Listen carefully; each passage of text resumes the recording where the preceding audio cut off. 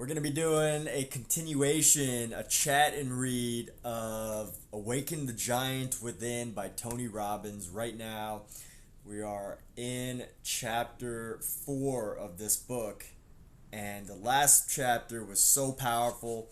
Our last chapter was basically about this topic of pain and pleasure and how we go about our days, sometimes almost in a habitual fashion, a fashion where we don't really think about why we do the things we do or why we avoid some of the things that we realize that we have to do. And there's an entire stream about that, but we're going to go into chapter 4, reading chapter 4, Belief Systems, the power to create and the power to destroy. Under all that we think lives all we believe, like the ultimate veil of our spirits. Antonio Machado. So what does that mean? Let's talk about that for a second. Under all that we think lives all we believe, like the ultimate veil of our spirits. So everything that we think, beneath that is everything we believe, which is very much the veil of our spirits, of who we truly are. Interesting. So all the things that we believe and obviously affect the things that we think, but the things that we think is like a veil of our spirits. That's my interpretation of that. Interesting idea right there. He was bitter and cruel, an alcoholic and drug addict who almost killed himself several times. Today he serves a life sentence in prison for the murder of a liquor store cashier who got in his way. He has 2 sons, born a mere 11 months apart, one of whom grew up to be just like Dad, a drug addict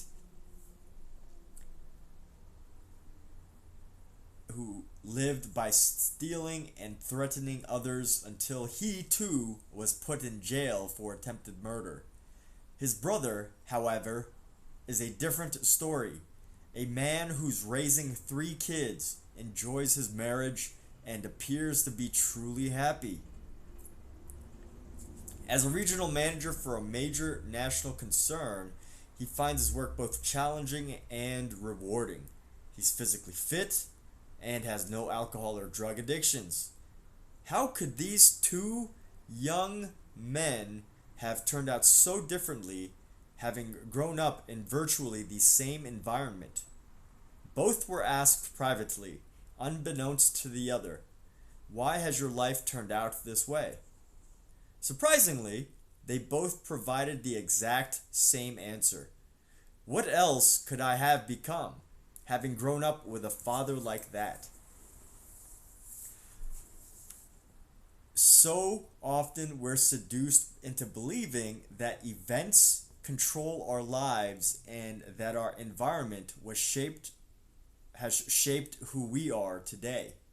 No greater lie was ever told. It's not the events of our lives that shape us, but our beliefs as to what those events mean. So that's actually a pretty important quote there. It's bolded in the book. So it's not the events of our lives that shape us, but our beliefs as to what those mean. So powerful, something to stop and think about. Like all the events that happen in our own lives, everything that moves us emotionally, everything that truly has an effect on us, it's our beliefs about what those mean, what we believe that event to mean, how we interpret that situation. Pretty powerful. Continuing on in the book. 2 men are shot down in Vietnam and imprisoned in the infamous Hoa Lo prison. They are isolated, contained to cement slabs, and continuously beaten with rusty shackles and tortured for information. Yet, although these men are receiving the same abuse, they form radically different beliefs about their experience. One man decides that his life is over and, in order to avoid any additional pain, commits suicide. The other pulls from these brutalizing events a deeper belief in himself, his fellow man, and his creator than he's ever had before. Captain Gerald Coffey uses his experience of this to remind people all over the world of the power of the human spirit to overcome virtually any level of pain, any challenge, or any problem. Two women turn 70 years old, yet each takes a different meaning from the event. One knows that her life is coming to an end. To her, 7 decades of living mean that her body must be breaking down and she'd better start winding up her affairs. The other woman decides that what a person is capable of at any age depends upon her belief and sets a higher standard for herself. She decides that mountain climbing might be a good sport to begin at the age of 70. My goodness, mountain climbing, huh? For the next 25 years, she devotes herself to this new adventure and mastery, scaling some of the highest peaks in the world.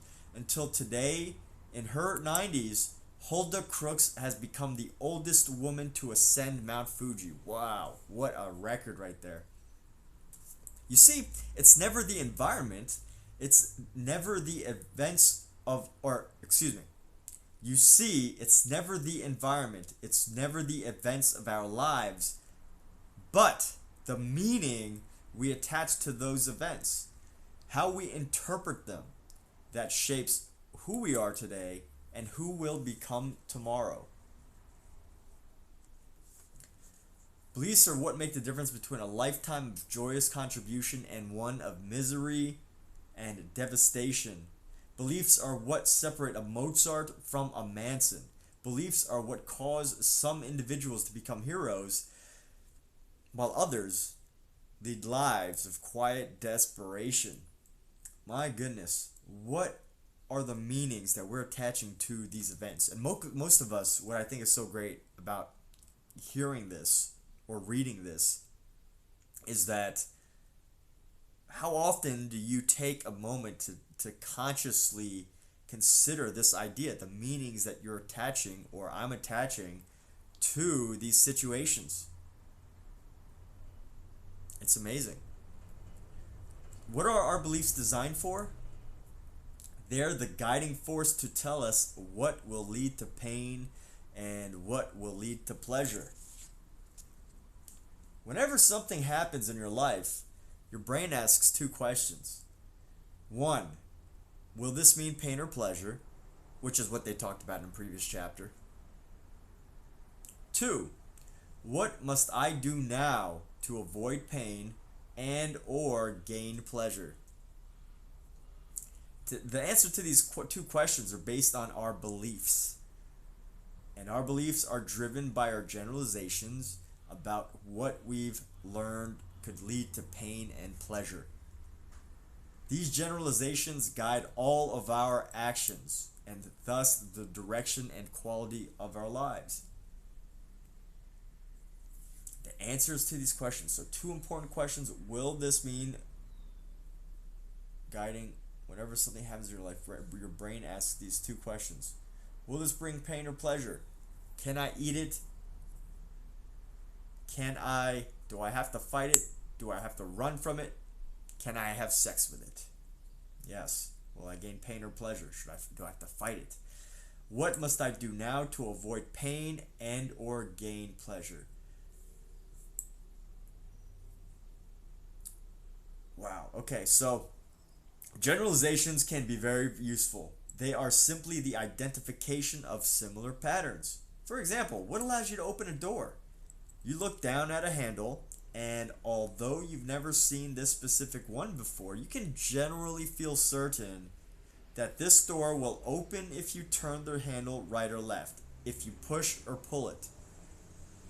Why do you believe this?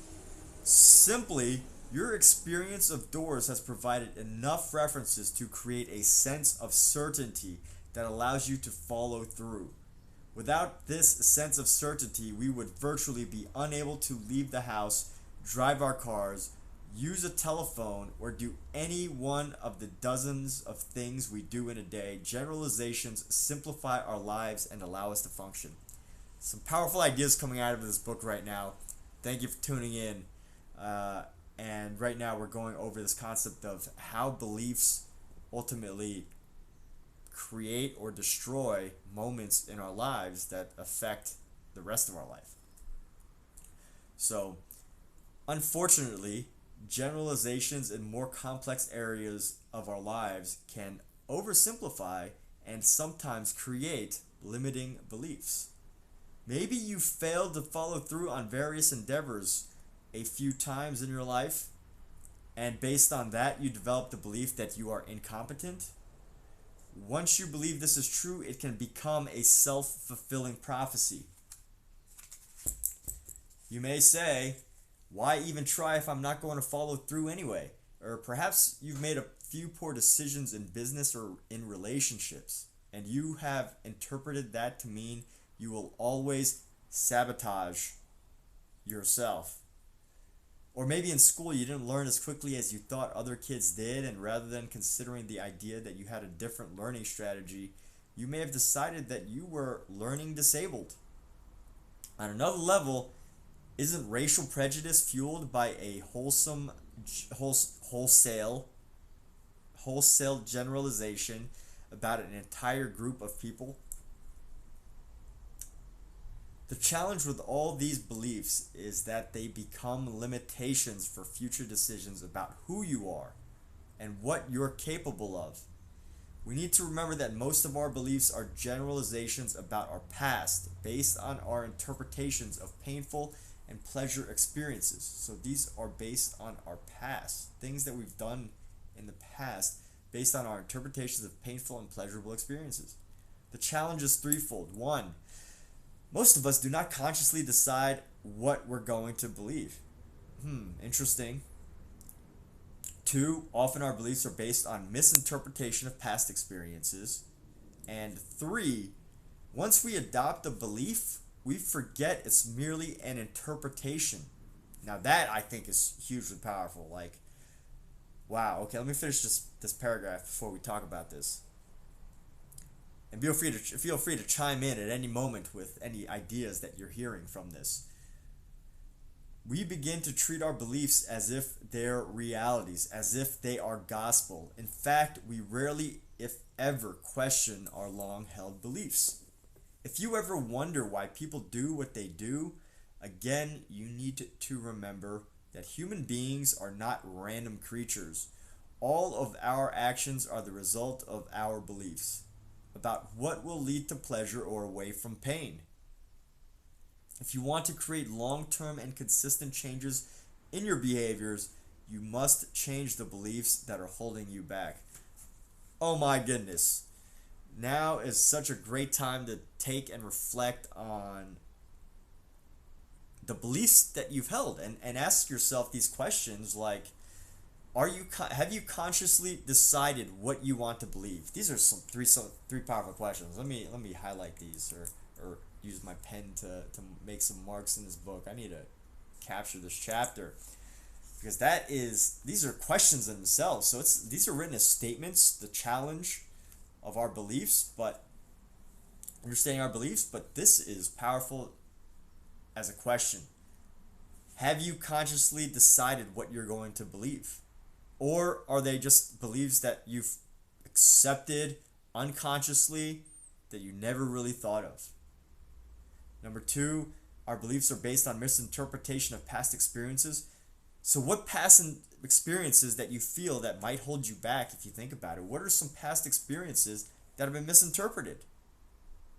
That's huge. What are some past experiences that have been misinterpreted? And three, once we adopt a belief, we forget it's merely an interpretation. Wow. So all of these ideas that you've had in your mind that have molded or shaped the way you go about life, maybe you believe that you have to eat 4 meals a day, or maybe you, and I'm not saying, and this, I don't think the book is saying to question your healthy beliefs. If you have what you want in your life, if you are in the places that you want to be, if everything is perfectly aligned, then you're probably doing great and you have great beliefs. But if there are some areas that have fell off, or there are some areas that are not working for you, or there are some situations in your life that you're not happy with, and you want to get out of there, what is the belief that has kept you there, and what is the belief that is preventing you from going forward? Super powerful. I mean, this is some very interesting stuff. Now if I try to think of a belief of me personally, it used to take me a while to make these videos, or feel comfortable in front of a camera. It took me a long time when I would make videos, and I would think that my thoughts weren't interesting enough, or I would think things like, oh, well, there's no way I can discuss a topic like that for so long. And I had to break out of that. I had to break out of that belief, because otherwise I would never be able to create some of the content that I've had the opportunity to create. And how I overcame that belief was just getting myself to go on camera, just doing selfie videos. A lot of them I didn't even publish. And I would just pick a topic and talk about it for 1 minute, just 1 minute. I mean, you can build up to this, like 10 seconds, 30 seconds, 1 minute, and just go on and on. Eventually, what you find is you can't fill everything that you want to say into 1 minute. Now, I'm not saying everybody should just do this, because some people are just so natural at just going on and on and on about anything and everything that they could possibly get thrown at them. But I wasn't personally like that. I'm still not like that. But if I have a good topic that's important, valuable, that has some interesting things to it, I can expound on it. And you quickly realize that you can go for 30 seconds, a minute, and then you just do videos like that and just do it as an exercise. And I found that I was able to overcome that belief, because I was able to find evidence that I could. So good examples in this book, or good ways to reflect on this book in the beliefs that are maybe holding you back, or that have gotten you to where you are, and whatever. So beliefs have the power to create and the power to destroy. Yeah. Human beings have the awesome ability to take any experience of their lives and create a meaning that disempowers them, or one that can literally save their lives. Some people have taken the pain of their past and said, because of this, I will help others. Because I was raped, no one else will be harmed again. Or because I lost my son or daughter, I will make a difference in the world. It's not something they wanted to believe, but rather, adopting this type of belief was a necessity for them to be able to pick up the pieces and move on to live empowering lives. We all have the capacity to create meanings that empower us, but so many of us never tap into it or even recognize it. If we don't adopt the faith that there is a reason for the unexplainable tragedies of life, then we begin to destroy our capacity to truly live. Let's look over that for a second again. It's not something they wanted to believe, but rather adopting this type of belief was a necessity for them to be able to pick up the pieces and move on to live empowering lives. We all have the capacity to create meanings that empower us, true, but so many of us never tap into it or even recognize it. If we don't adopt the faith that there is a reason for the unexplainable tragedies of life, then we begin to destroy our capacity to truly live. I see. So what he's talking about is these horrible situations that people have gone through, and having faith, having this unwavering belief, this trust in life that there can be a reason for unexplainable tragedies. And I'm not gonna go too far into that right now, but you were able to hear some examples from earlier, but something good to reflect on if you've had some challenges in life. Um, but yeah, it can definitely hold us back and prevent us from wanting to live our fullest life. The need to be able to create a meaning out of life's most painful experiences was observed by psychiatrist Viktor Frankl as he and other Holocaust victims survived the horrors of Auschwitz and other concentration camps. Frankl noted that those special few who were able to make it through this hell on earth shared one thing in common. They were able to endure and transform their experience by finding an empowering meaning for their pain. They developed the belief that because they suffered and survived, they would be able to tell the story and make certain that no human being would ever suffer this way again. Yeah, that is... I read that book, Viktor E. Frankl. Amazing book, worthwhile read. It can be absolutely life-changing. Man's Search for Meaning. My goodness. If there's one book that you read that can just transform the way you see life and people and how you approach it, it is definitely that book.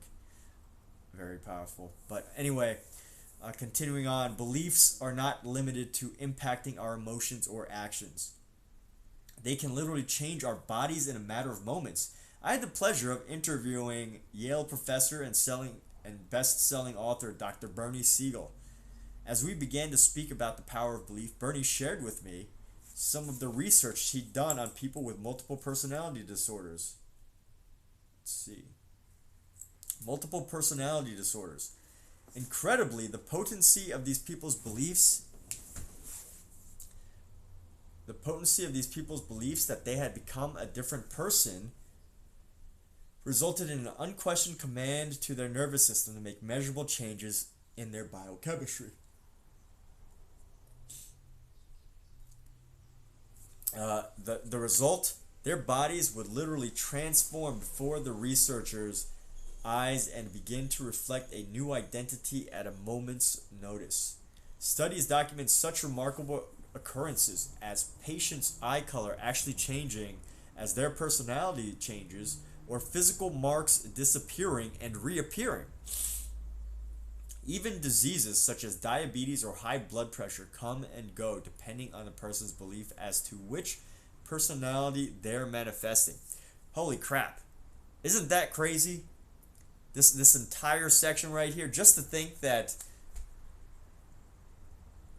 there are people with disorder. I mean, people considered to have disorders such as multiple personality, and you got to think that, and I don't think that this book is diminishing the fact that it can be a disorder. They're not saying that it doesn't exist. They're saying that people affected with these challenges, that in their mind they can also do these transformations to their body, like literally people being able to change physical marks on their body, their eye color, things like that. And this is done by researchers. So to think that that's even possible, that these people are so that their minds can even do that, right? And they're not like superhuman, they just have like disorders. But what does that mean for the rest of us who are going about our day-to-day? What can we possibly achieve just knowing this information? Even though this specifically is tied to people with multiple personality disorder, the brains are just like yours and I, although they might be structured differently, but they don't necessarily have or don't have the power to do some of these things compared to you or I. My goodness, that raises a huge question. What's next? What can we do? What can possibly happen if our beliefs are so strong in that case? Whew. Beliefs even have the capacity to override the impact of drugs on the body.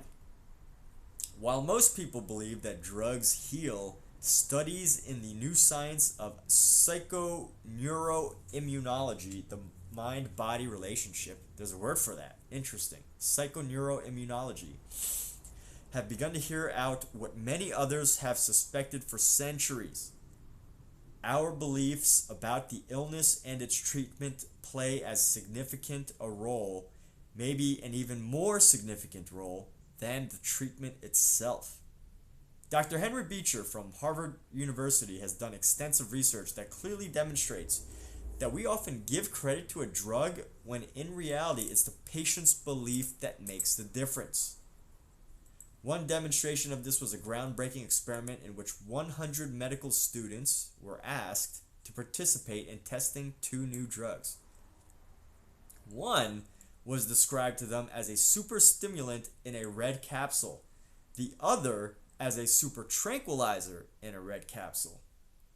Unbeknownst to the students, the contents of the capsules had been switched. The red capsule was actually a barbiturate. The blue capsule was actually an amphetamine. Yet half of the students developed physical reactions that went along with their expectations, exactly the opposite of the chemical reaction the drugs should have produced in their bodies. These students were not just given placebos, they were given actual drugs. But their beliefs overrode the chemical impact of the drug on their bodies. As Dr. Beecher later stated, a drug's usefulness, in quotations, is a direct result of not only the chemical properties of the drug, but also the patient's belief of the usefulness and effectiveness of the drug. Yeah, definitely heard of placebos before. I'm sure everyone has, and it's a very interesting subject. I was just reading this other great book.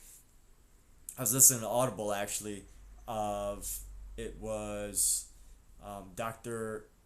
Joe Dispenza, and it was called You Are the Placebo, and it was basically about all these experiments that used placebos to basically just test the effects of placebos on people. And there was people who were getting younger, not just acting younger, but like being younger. There was people who were able to like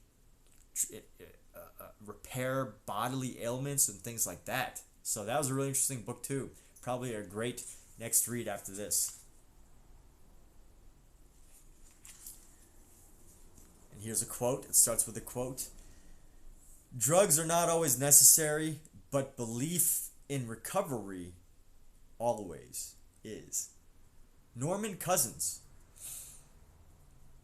I had the privilege of knowing Norman Cousins for almost 7 years, and I was fortunate enough to have the last taped interview with him just 1 month before he passed on.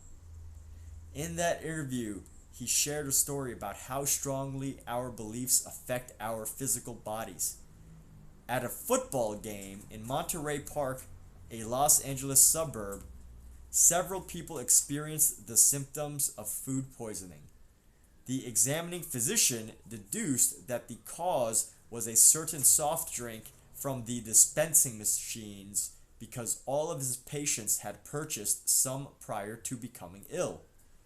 An announcement was made over the loudspeaker requesting that no one patronize the dispensing machine, saying some people had become ill and describing these symptoms. Pandemonium immediately broke out in the stands as people retched and fainted in droves. Even a few people who had not even gone near the machine became ill. Ambulances from local hospitals did a booming business that day as they drove back and forth to the stadium transporting multitudes of stricken fans. When it was discovered that the dispensing machine was not the culprit, people immediately and miraculously recovered. Holy crap. You gotta think, like, this is like, how do the people around you, your friends, your family, people at your job, really gotta capture this idea of how people around us can affect us. If one person says they're not feeling well, and suddenly your whole group starts not feeling well, or like, attaching a serious meaning to something specific, such as in this case the vending machines. We need to realize that our beliefs have the capacity to make us sick or make us healthy in a moment. Beliefs have been documented to affect our immune systems. And most importantly, beliefs can either give us the resolve to take action or weaken and destroy our entire drive. In this moment, beliefs are shaping how you respond to what you've just read and what you're going to do with what you're learning in this book. Sometimes we develop beliefs and create limitations or strengths within a very specific context. For instance, how we feel about our ability to sing or dance, fix a car, or do calculus. Other beliefs are so generalized that they dominate virtually every aspect of our lives, either negatively or positively. I call these global beliefs. Yeah, our beliefs can definitely get us to take action or weaken or destroy our drive. I mean, and then just this concept of global beliefs. They dominate every aspect of our lives. It's going to expand into that, but I really wanted to reflect on this. Like, every moment that we're living, every decision that we make, I mean, isn't it ultimately a decision on whether we believe we can achieve it or not? If you had a dream or a goal or something that you wanted to achieve in the near future, wouldn't you approach it differently if you believed that you could versus if you believed that you couldn't? Or if you just believed that it was merely a dream or a fantasy rather than something that could possibly be? Literally just a belief in that idea can affect whether we decide to go for it or not. Global beliefs are the giant beliefs that we have about everything in our lives. Beliefs about our identities, people, work, time, money, and life itself, for that matter. These giant generalizations are often phrased as is, am, are. Life is, I am, people are. I'm gonna underline these. These are important. Life is, I am, people are. As you can imagine, beliefs of this size and scope can shape and color every aspect of our lives. The good news about this is that making one change in a limiting global belief you currently hold can change virtually every aspect of your life in a moment. Remember, once accepted, our beliefs become unquestioned commands to our nervous systems, and they have the power to expand or destroy the possibilities of our present and future. If we want to direct our lives, then we must take conscious control of our beliefs. And in order to do that, we first need to understand what they really are and how they are formed. All right, we're going to go into understanding what beliefs are and all that. Whew! Great stuff there. So just looking at these questions, these generalizations, life is, I mean, just Tom Hanks in Forrest Gump is a big one. Life is like a box of chocolates. Or I am is a huge one. That's like the most obvious one.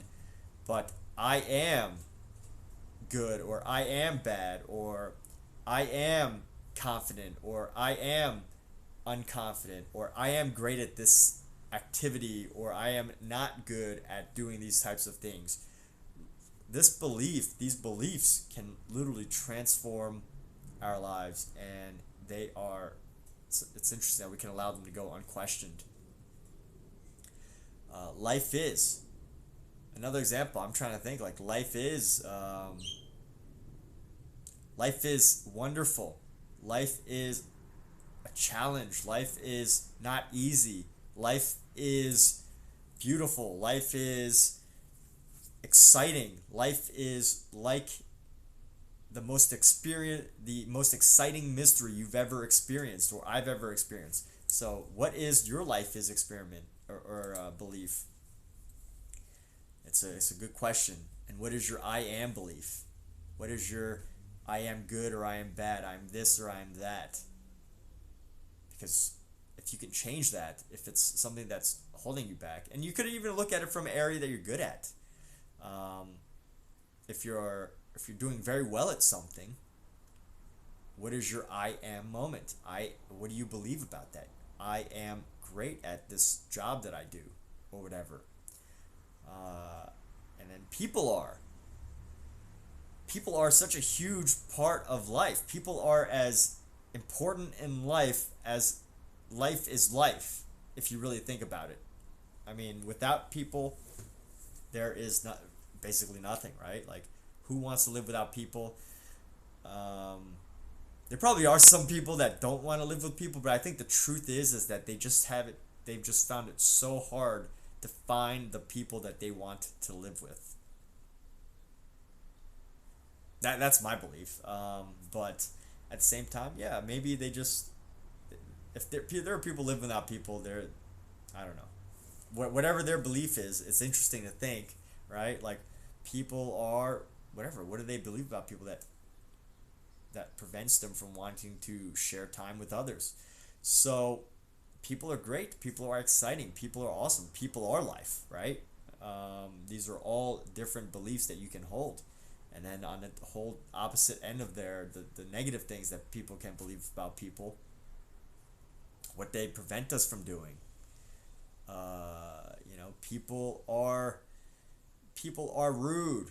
People are disrespectful. Like, having these beliefs, how do they affect how we go about creating new relationships, building new relationships at work, outside in public, in random places? So interesting. Really, very interesting idea there. Good questions to ask yourself. What is your generalization? What is your life is generalization? What is your I am generalization? What is your people are generalization? Good time to question those. Now, the moment to continue on this book. What is a belief? What is a belief anyway? Often in life, we talk about things without having a clear idea of what they really are. Most people treat a belief as if it's a thing, when really all it is a feeling of certainty about something. If you say you believe that you're intelligent, all you're really saying is, I feel certain that I'm intelligent. Oh, that's where it comes from. So it's the certainty about something. Okay, that's good. I like that. The certainty. I can roll with that. That sense of certainty allows you to tap into resources that allow you to produce intelligent results. We all have the answers inside of us for virtually anything, or at least we have access to the answers we need through others. But often, our lack of belief, our lack of certainty, causes us not to be able to use the capacity that resides within us. A simple way of understanding a belief is to think about its basic building block, an idea. There are a lot of ideas you may think about but not really believe. Let's take, for example, the idea that you're not sexy. Stop for a second and say to yourself, I'm sexy. Now, whether it's an idea or belief will come down to the amount of certainty you feel about this phrase as you say it. If you think, well, I'm not really sexy, what you're really saying is, I don't feel very certain that I'm sexy. How do we turn an idea into belief? This guy, the way this book is written is absolutely amazing, because that's exactly what I'm thinking is, okay, well, if I have the idea that I'm sexy and that's what I want to believe, and it's not fully there yet, and I think I'm pretty sexy, but as far as anyone or any other belief that I might have, tied to how I feel about life and myself, if there is a doubt, and of course, just me saying this doesn't actually mean I truly believe it. Maybe there is something in my life that makes me feel like I'm not totally certain, right? So with that said, how do we turn that idea into belief? How do we turn this into a feeling of certainty? So as you're watching this, what is a belief that you want to hold? Do you want to believe you are sexy? Do you want to believe that you are intelligent? Do you need to believe that you're sexy? Do you need to believe that you're intelligent? Let's go on. How do we turn an idea into a belief? How do we make it true? Let me offer you a simple metaphor to describe the process. If you can think of an idea as being like a tabletop with no legs, you'll have a fair representation of why an idea doesn't feel as certain as a belief. Without any legs, the tabletop won't even stand up by itself. Belief, on the other hand, has legs. If you really believe I'm sexy, how do you know you're sexy? Isn't it true that you have some references to support the idea? Some experiences in life to back it up? Those are the legs that make your tabletop solid, that make your belief certain. So, thinking back to this belief that you want to transform, this idea of yourself, this idea of how you want to live, this idea of who you are, this idea of what life is like, this idea of I am how you want to be, this idea of what people are like. How do you turn those into beliefs? You got to get references. But you can come up with them. You probably have some in your own life, even if you don't realize it yet. So let's continue on in the book. What are some of the reference experiences you've had? Maybe men and women have told you that you're sexy. Or maybe you look at yourself in the mirror, compare your image to that of those whom other people consider sexy, and say, hey, I look like them. Or maybe strangers on the street call out and wave to you. All these experiences mean nothing until you organize them under the idea that you're sexy. As you do this, the legs make you feel solid about the idea and cause you to begin to believe it. Your idea feels certain and is now a belief. Okay, very cool. I think the only question that comes to my mind now is, what if I don't have these legs? What if I don't have these references that help to support this idea? And while I think that's very valid, I think we all have references that help to support the ideas that we would love to achieve, the ideas of ourself. And at some level, sometimes we might have to dig deeper. We have to challenge ourselves to overcome our doubts about ourselves and just say, hey, yeah, somebody talked to me in the line at, and it's interesting because I've heard this subject of, how some people attach different meanings to stuff. Like, people often criticize men because they think that just because a woman talks to them that the woman is interested, right? That's a very, that's an interesting belief right now that we're talking about. I mean, how would you feel if every time someone talked to you, you thought that they were coming on to you? You would be quite a very confident person probably, right? But I mean, obviously, there's this whole subject that, men who believe that can be whatever, but it can literally transform who you are. You can come up with so many examples. The cashier at McDonald's was talking to me, and that makes me feel sexy, right? Like, that's not me personally, but this is just an example, right? So imagine if you were able to do that, just to take anyone who's ever talked to you and you believed that it was because you were sexy that they talked to you, and it could go far the other way too. If you're constantly questioning, like if you're skeptical, like why are these people talking to me? People always want something from me. Then that could have a different effect on how you feel about people, how you feel about yourself. Or you could feel like I've always got something to offer to people, so I'm glad when they talk to me. And then you start to build these references. So there are so many references. So even if you don't have something that is for sure, let's use brilliance or intelligence as an example. Let's say you've never had someone go up to you and say, hey, you're intelligent. you're brilliant. You never had your teachers or your parents even say that to you. There's got to be examples when you had some street smarts or you did something in a creative way that other people around you didn't think of. There's so many ways to find examples. You just have to attach those meanings behind it, and then you got to believe it. So yeah, let's go ahead and continue. I mean, you could even find someone on television that looks like you or does some things in a certain way, read books, find examples of people who have done these things. So here's a picture right now. I'm sexy, and there's the legs. So I'm gonna read these. So the tabletop is the I'm sexy belief, and it needs to be supported by I work out every day. Yeah, I look good in jeans. I drive a hot car. My lover tells me I'm sexy. So these are just some of the legs that help to support the fact that you are sexy. And this could be anything, like just the idea of working out. So for you, the viewer, I think right now is a good time to reflect on that and take a moment to reflect with me. What is a tabletop that you'd like to have? Create a table for yourself.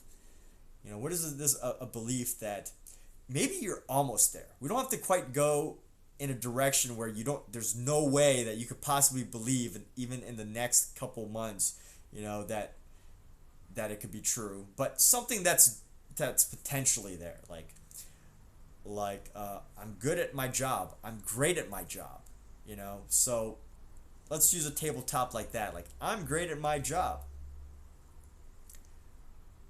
And what are some of the legs that support it? And one of the examples for I'm sexy is I work out every day. Well, yours could be I go to work every day.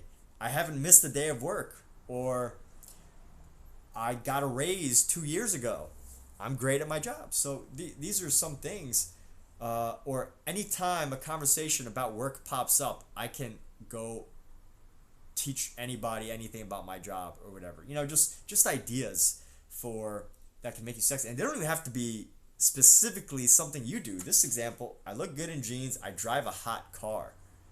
I mean, a car, even though is an external, it's not an internal belief. I know there's a lot of spiritual teachers who talk about the concept of having a strong internal world, or you know, being less materialistic, because if you don't have the internal, you'll never have the external, or you'll never be happy with the external. But screw that for now, right? We're talking about just regular beliefs right now.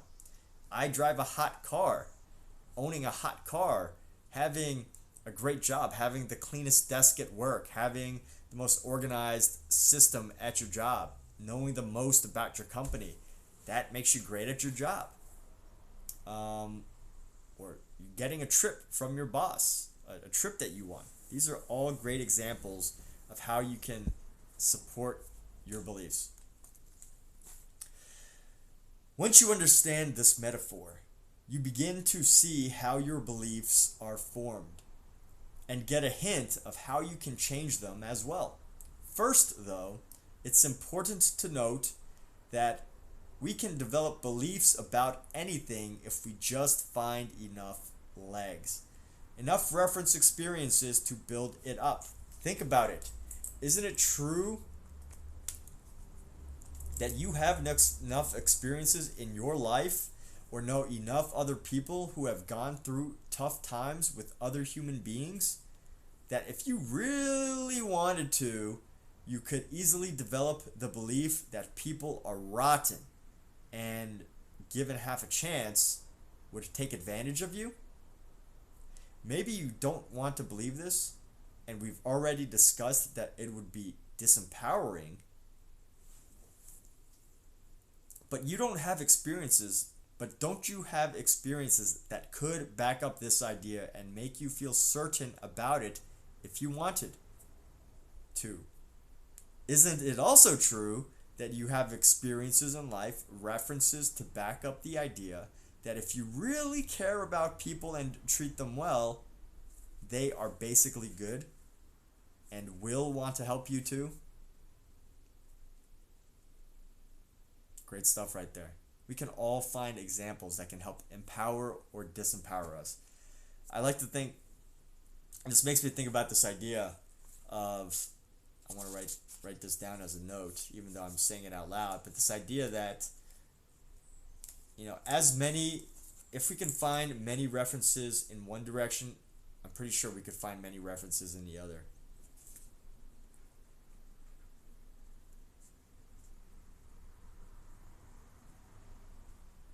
As many in other. So I just wrote the note, like, people who could find so many references, negative references, or even positive references, or let's just focus on like negative. Like, if someone can find tons and tons of negative references, they could find at least a handful or as many in the total opposite direction if they just decided to make that search. So if you're feeling unsexy, or you're feeling unconfident, or you're feeling incompetent, or you're feeling like you're lacking something, it's probably because you have references in that area, and that's okay to have references in that area. But let's take the opposite area, the more empowering one, the create the powerful tabletop, rather than the upside down table that's pretty much useless, right? So what are these references that you can start to build? Like, just taking simple examples. If you can have all the references in the negative, start transforming that. You can really just start to recognize the positive references. So the question is, which one of these beliefs is the true belief? The answer is that it doesn't matter which one is true. What matters is which one is most empowering. We all can find someone to back up our belief and make us feel more solid about it. This is how human beings are able to rationalize. The key question, again, is whether this belief is strengthening or weakening us, empowering or disempowering us on a daily basis. So what are the possible sources of references in our lives? Certainly, we can pull from our personal experiences. Sometimes we gather references through information we get from other people, or from books, tapes, movies, and so on. And sometimes we form references based solely on our imagination. The emotional intensity we feel about any of these references will definitely affect the strength and the width of the leg. The strongest and most solid legs are formed by personal experiences that we have a lot of emotion attached to because they were painful or pleasurable experiences. The other factor is the number of references we have. Obviously, the more reference experiences supporting an idea, the stronger your belief will be in it. That is great. So building up these references and having the emotion attached, knowing the situations where the emotion was attached. Do your references have to be accurate in order for you to be willing to use them? No. They can be real or imaginary, accurate or inaccurate. Even our own personal experiences, as solidly as we feel about them, are distorted by our own personal perspective. Because human beings are capable of such distortion and invention, the reference legs we can use to assemble our beliefs are virtually unlimited. The downside of this is that regardless of where our references come from, we begin to accept them as real and thus no longer question them. This can be very powerful negative. This can have very powerful negative consequences depending upon the beliefs we adopt. By the same token, we have the ability to use imagined references to propel us in the direction of our dreams. People can succeed if they imagine something vividly enough, just as easily as if they had the actual experiences. That's because our brains can't tell the difference between something we've vividly imagined and something we've actually experienced. Yeah. With enough emotional intensity and repetition, our nervous system experience something as real, even if it hasn't occurred yet. Every great achiever I've ever interviewed has had the ability to get themselves to feel certain they could succeed. Even though no one before them had ever accomplished it, they've been able to create references where no references existed and achieve what seemed to be impossible. My goodness. All right. So here we go. There are going to be people on the spectrum, if they want to transform one of their beliefs to something empowering, something helpful. There's going to be people on the spectrum. There's going to be people who might not have the belief, but suddenly they're like, oh, wow, okay, there's these references. I'm sexy because, everybody who talks to me does, think I'm sexy. And this is just a belief. I'm just making that up totally. There's people out there that definitely believe that just because someone talks to you, they think you're sexy. And then they can find an example every single day that they walk to the store, literally. Or just go to a McDonald's shopping, or pick up some McDonald's at the cash register, right? And then there's probably someone in the middle. They might have some references. They have a lot of negative references, but they're not quite sure of themselves. They're not making beliefs. And then there's people that have no references at all for whatever reason. They're on the opposite end, like someone who believes they can never be wealthy because they have this, they weren't born into it, they were destined to fail, or they don't have any of the necessary skills and things like that. So they might have all these negative beliefs that are keeping the table down, that they're keeping the tabletop down. And of course they can probably find better references or improve the way they believe things, but I think it's important to think about this idea right here that you can use your imagination. If you really, really, really, really, really want something and you're finding it very, very hard to find examples to transform the belief that you need to achieve it, then use your imagination. That's, it sounds cheesy, like, oh, well, just use your imagination, but I think there's a lot of truth in it. So with enough emotional intensity, so there's got to be emotional intensity. It's got to be emotionally intense and repetition. You got to repeat it. Our nervous systems experience something as real even if it hasn't occurred yet. Okay. Anyone who uses a computer is likely to recognize the name Microsoft. What most people don't realize is that Bill Gates, the co-founder of that company, was not just some genius who got lucky, but a person who put himself on the line with no references to back up his belief. Wow. He didn't have any references? Now, I will say that I don't believe this, because I think I remember reading about Bill Gates, and he had Paul Allen was one of his biggest business partners, and I think the story goes that Paul Allen convinced Bill Gates to drop out and start this business with him. So he had a reference, like a guy that was willing to invest in him. Or maybe that might have been Steve Jobs. No, it wasn't Steve Jobs. I'm pretty sure it was Paul Allen.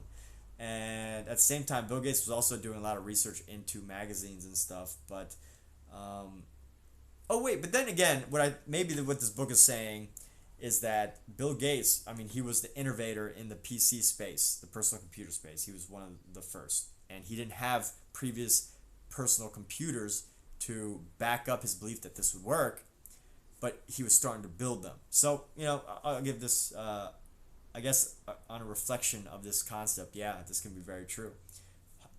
Henry Ford is another great example. He had to, instead of giving people more horse carriages, he decided, well, how do we combine the tire and an automobile engine and the horse carriage? How do we combine that together? So with that said, when he found out that an Albuquerque company was developing something called a personal computer that needed basic software, he called them up and promised to deliver it, even though he had no such thing at that time. Once he had committed himself, he had to find a way. His ability to create a sense of certainty was his real genius. Many people were just as intelligent as he was, but he used his certainty to be able to tap into his resources, and within a few weeks, He and a partner had written a language that made the personal computer a reality. By putting himself on the line and finding a way, Bill Gates set in motion that day a series of events that would change the way people do business and became a billionaire by the time he was 30 years old. Oh my goodness, certainty carries power. I did not know that Bill Gates became a billionaire by 30 years old. And this was in I don't know, 1970 money, 1960 money. I don't know how Bill Gates is nowadays, but I'm guessing that's in a few decades ago when he was 30 years old. 1980, 1990, whatever the time was, he became a billionaire. And in today's money, it's probably like $3 billion. He became a multi-billionaire by that, using inflation and all that. Do you know the story of the 4-minute mile? For thousands of years, people held to the belief that it was impossible for a human being to run the mile in less than 4 minutes. But in 1954, Roger Bannister broke this imposing belief barrier. He got himself to achieve the impossible, not merely by physical practice, but by constantly rehearsing the event in his mind, breaking through the 4-minute barrier so many times with so much emotional intensity that he created vivid references that became an unquestioned command to his nervous system to produce the result. Many people don't realize, though, that the greatest aspect of his breakthrough was what it did for others. It had seemed no one would ever be able to break a 4-minute mile, yet within 1 year of Rogers breaking the barrier, 37 other runners also broke it. His experience provided them with references strong enough to create a sense of certainty that they, too, could do the impossible. And the year after that, 300 other runners did the same thing. Wow. All right. So that is pretty incredible. Alexa, what time is it?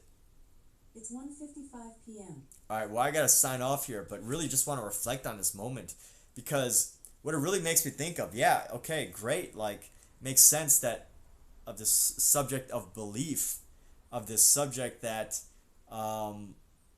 that it's possible, that as soon as you know that it's possible, you're going to start to go for it. But even more crazy to me, even more wild to me, even more interesting to me, is this idea that 37 others were fully capable of breaking a 4-minute mile. They were totally, fully, no doubt about it, like capable of doing it. Yet, they were waiting for someone else to do it, or they needed a better reference. They didn't have any references. Oh. And then 300 others the year after that. So, I mean, I know in a population of like, I guess at the time in 1954, the population was maybe like 1 billion or 2 billion compared to today's like 8 billion. But that's still a lot of people that were fully capable of doing it. A lot of people.